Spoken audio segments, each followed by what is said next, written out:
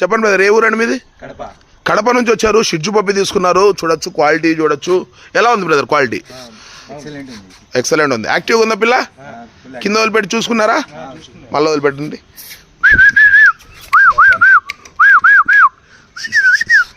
కడప నుంచి వచ్చారు. షిజ్జు పప్పి తీసుకున్నారు, ఫీమేల్ పప్పి తీసుకున్నారు.